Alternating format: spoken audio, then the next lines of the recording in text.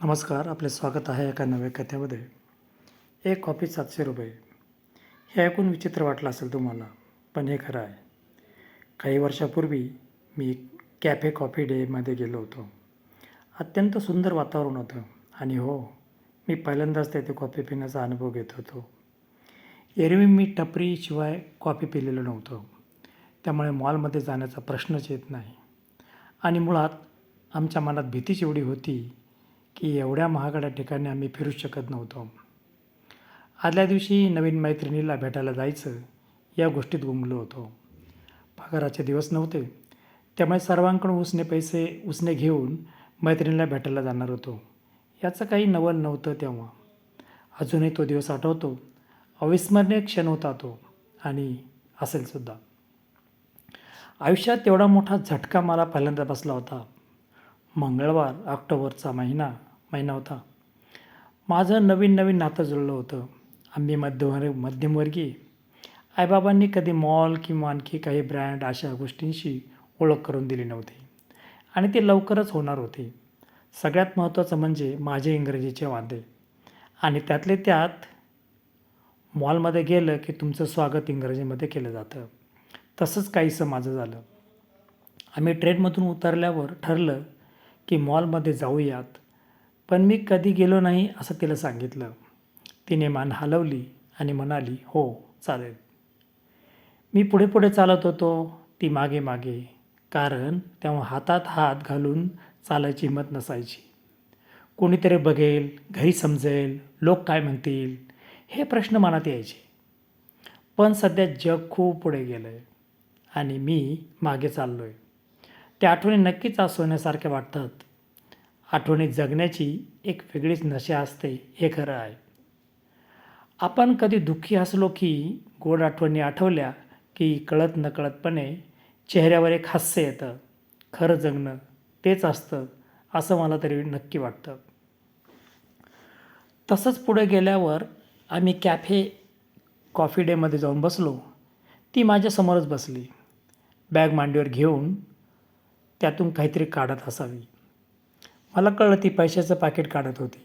मी तिला सांगितलं, तुम्ही पैसे नका देऊ, मी देतो, फक्त तुम्ही ऑर्डर द्या. कारण मी आजवर कधी ऑर्डर दिलेली नाही. कशी देतात हे सुद्धा माहीत नाही. तुम्ही माझी तेवढी मदत कराल का, असा प्रश्न मी तिला केला. तिने काहीच उत्तर दिलं नाही. असाच वेळ निघून चालला होता. अर्धा तास ती निमूटपणे बसली होती. मी सुद्धा गपचूप तिला निरखत होतो. तिचे हावभाव, केसावरून फिरणारा तिचा हात, सर्व गोष्टी निरखत होतो. थोडा वेळ वाट बघितल्यावर मलाच राहावेना, मी स्वतः उठून काउंटरकडे गेलो.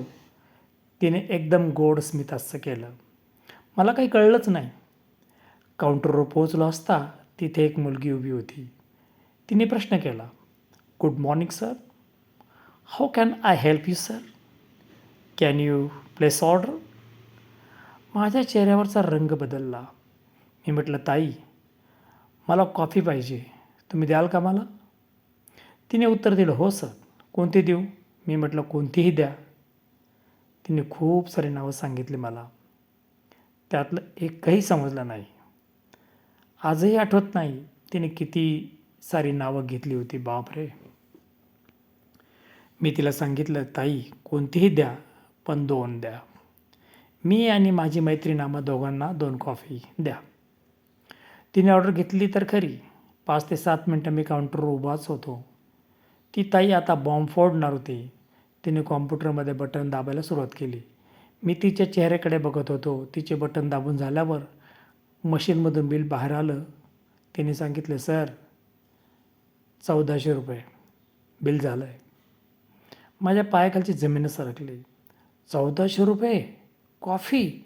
एवढ्या पैशात मी 1 वर्षभर कॉफी पिली असती बाहेर. पण इज्जत जाऊ नये म्हणून तिला 1400 रुपये दिले आणि गपचूप जाऊन बसलो. माझ्या मैत्रिणीने विचारलंसुद्धा नाही की काय झालं. मी बिल हातात घेऊन त्याकडे बघतच होतो. थोडा वेळ राहून तिनेच विचारलं, काय झालं, चेहऱ्यावर 12 का वाजलेत. मी काहीही बोललो नाही. तिच्याकडे बिल दिलं आणि गप्पा बसलो. बिल बघताच तिच्यासुद्धा चेहऱ्यावर 12 वाजले. तिने विचारलं, इतकी महाग कॉफी? स्वस्तवाली घ्यायची ना? मी उत्तर दिलं, मला जर माहीत असतं तर तुम्हाला बोललो असतो का तुम्ही जा म्हणून?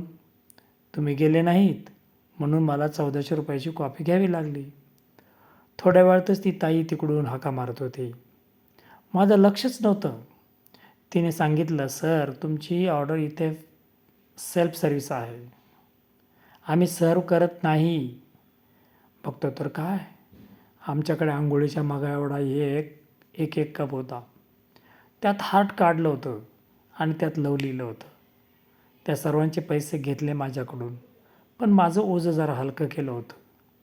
त्यांनी खरं तर मी त्यासाठीच आलो होतो, पण सुरुवात कुठून करू हे सुचत नव्हतं. त्यानंतर मी एक सिप घेतला. इतकी कडू कडू कॉफी होती की बस, माझी कॉफीवरून इच्छा मेलीच. तेव्हा साखर नव्हती त्यामध्ये म्हणून विचार करत होतो. ती ताई विसरली असेल कदाचित. मी त्या ताईला विचारू की नको, विचारू की नको असं करत करत शेवटी मी गेलोच नाही. इज्जत जाईल म्हणून गप्प गुमान कडू कडू कॉफी कशीबशी पिली. पण माझी मैत्रीण रागावली होती. कदाचित तिने एकही घोट घेतला नाही. मी तिला विनवणी केली की थोडं तरी प्या तुम्ही, पण ती अडूनच बसली. शेवटी 1400 रुपयाचा विचार करून तीसुद्धा कॉफी पिऊन टाकली. कारण एवढे पैसे देऊन फेकून देण्यापेक्षा ती कॉफी पिलेली बरी हे मला तेव्हा योग्य वाटलं. पण त्यावेळेस मला ऑर्डर देता आली असती तर तो क्षण अविस्मरणीय झालाच नसता. पण त्या दिवसानंतर मी पुन्हा कधी कॅफे कॉफी डोमध्ये गेलो नाही. नंतर मला समजले की तिथे साखर वेगळीच मिळते हे मला नंतर कळालं. पण आपण नवीन असतो तेव्हा सर्व छान छान असतं. नंतर सर्व गोष्टी बदलत जातात. तुमच्यासोबत असं कधी घडलं आहे का? घडलं असेल तर नक्की कळवा. गोष्ट आवडली असेल तर चॅनलला सबस्क्राईब करा, शेअर, लाईक आणि हो, एक छानशी कमेंट नक्की करा. अशा तुमच्या आवडीच्या गोष्टी आम्ही घेऊन येऊ.